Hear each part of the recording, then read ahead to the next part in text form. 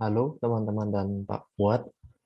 Pada kesempatan kali ini saya akan mempresentasikan bab 1 sampai bab 3 dari penelitian saya dengan topik yaitu analisis hubungan indeks Bank Indonesia dengan harga saham perusahaan dari sektor konsumer cyclicals.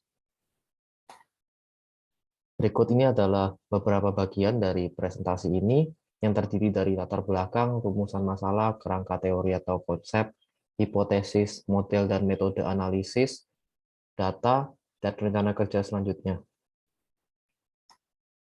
Dimulai dari latar belakang. Jadi ada 4 kata kunci dari latar belakang ini, yaitu saham, indeks saham, consumer cyclicals, dan bank. Saham adalah tanda penyertaan modal di suatu perusahaan, indeks saham adalah suatu ukuran statistik yang mencerminkan pergerakan harga saham gabungan dari beberapa perusahaan. Consumer cyclicals adalah suatu kategori saham yang sangat bergantung kepada siklus bisnis dan juga kondisi ekonomi. Dan kemudian ada bank, yaitu juga suatu kategori saham, di mana bank itu adalah suatu badan usaha yang menghimpun dana dari masyarakat dalam bentuk simpanan dan menyalurkannya kepada masyarakat yang membutuhkan dalam bentuk kredit dan atau bentuk-bentuk lainnya untuk meningkatkan taraf hidup masyarakat. Nah, jadi apa hubungannya yang menjadi latar belakang ini?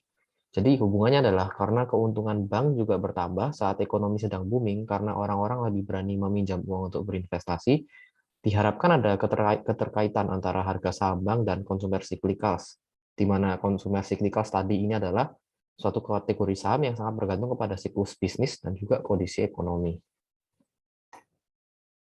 Rumusan masalah. Jadi dari latar belakang ini, berikut ini adalah dua rumusan masalah yang diangkat, yaitu pertama adalah apakah ada hubungan antara perubahan dari harga saham perusahaan di sektor consumer cyclicals terhadap sektor perbankan di Indonesia. Dan yang kedua adalah bagaimana harga saham perusahaan dari sektor konsumer cyclicals mempengaruhi perubahan harga indeks saham sektor perbankan di Indonesia. Kerangka teori atau konsep. Jadi, berdasarkan dua teori ini, yang pertama adalah perusahaan konsumer cyclicals menjual produk yang banyak dibeli orang saat ekonomi lagi booming. Dan teori kedua adalah saat ekonomi sedang booming dan baik perusahaan dan individu akan lebih condong untuk meminjam uang dari bank, dengan demikian meningkatkan keuntungan bank. Berdasarkan dua teori ini akan dilakukan suatu penelitian, yaitu adalah harga saham perusahaan-perusahaan dari sektor consumer cyclicals Indonesia. Apabila itu meningkat atau turun, maka itu akan berpengaruh terhadap harga saham dari indeks Bank Indonesia yang juga meningkat ataupun turun. Nah, kita akan mengecek tingkat sebab akibat ini menggunakan model multiple linear regression. Hipotesis.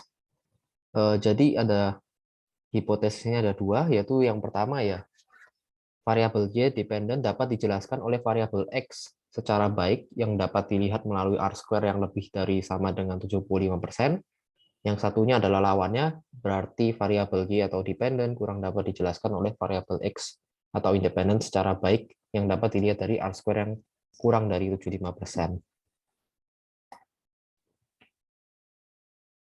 Model dan metode analisis. Jadi model yang akan digunakan di dalam penelitian ini adalah multiple linear regression, yaitu dengan persamaan yang general adalah Y sama dengan B0 tambah B1 kali X1 hingga Bn kali Xn tambah error, di mana Y adalah variabel independennya, Xi yaitu X1 hingga Xn adalah variabel independen, dan Bi adalah parameter. Parameter ini adalah sesuatu yang akan dicari dalam pembuatan model ini nantinya, koefisien-koefisien yang akan dicari dalam model multiple linear regression. Nah, namun dalam kasus penelitian ini Y dan X-nya ditetapkan, yaitu Y-nya adalah harga saham indeks bank, CK Bank 15, X1, X2, X3, X4 adalah harga saham dari perusahaan consumer cyclicals, yaitu yang pertama adalah PT MNC Digital Entertainment, MSIN, yang kedua PT ACE Hardware Indonesia, ACES, yang ketiga Matahari Department Store, LPPF, dan yang terakhir adalah PT Surya Citra Media atau SCMA. Metode analisis atau langkah-langkah dari analisis yang akan dilakukan di dalam penelitian ini adalah yang pertama, data preparation. Ini adalah proses di mana suatu peneliti mempersiapkan datanya sebelum datanya diteliti lebih lanjut. Dalam penelitian saya, hal ini dibagi menjadi 3, yaitu yang pertama data cleaning, feature scaling, dan data splitting menjadi train dan test. Di dalam data cleaning ini akan dilakukan pembuangan data-data kosong, dan kemudian untuk feature scaling akan dilakukan penyetaraan skala dari data, terutama variabel independen X1 hingga X4 dari perusahaan yang dari sektor konsumer cyclicals, karena ya kita bisa tahu sendiri bahwa harga saham antar perusahaan itu bisa berbeda-beda skalanya. Dan yang terakhir adalah data splitting ke train dan test, di mana data yang awalnya utuh kita pecah menjadi train dan test dengan rasio bisa 75%, 25%, bisa 80%, 20%, tergantung peneliti dari penelitian tersebut. Dan kemudian langkah kedua adalah modeling, di mana pada tahap ini model akan dibuat dengan menggunakan multiple linear regression pada data train yang telah dipisahkan melalui data splitting sebelumnya. Dan kemudian tahap terakhir adalah model evaluation. Pada tahap ini akan diukur performa model yang tadi sudah dibuat menggunakan data train akan diukur terhadap data test. Nah, kemudian nilai dari data test ini dilihatnya melalui R-square. Ya, semakin besar R-square-nya semakin bagus, karena itu artinya bahwa variabel Y atau indeks banknya ini bisa dijelaskan dengan baik oleh X1 hingga X4, di mana itu adalah perusahaan-perusahaan dari sektor consumer cyclicals. Setelah dilakukan uji R-square ini untuk melihat tingkat kebagusannya, akan dilanjutkan dengan uji asumsi klasik untuk memastikan agar model yang dihasilkan itu reliable atau tidak misleading. Jadi model yang benar-benar dipercaya gitu. Baik.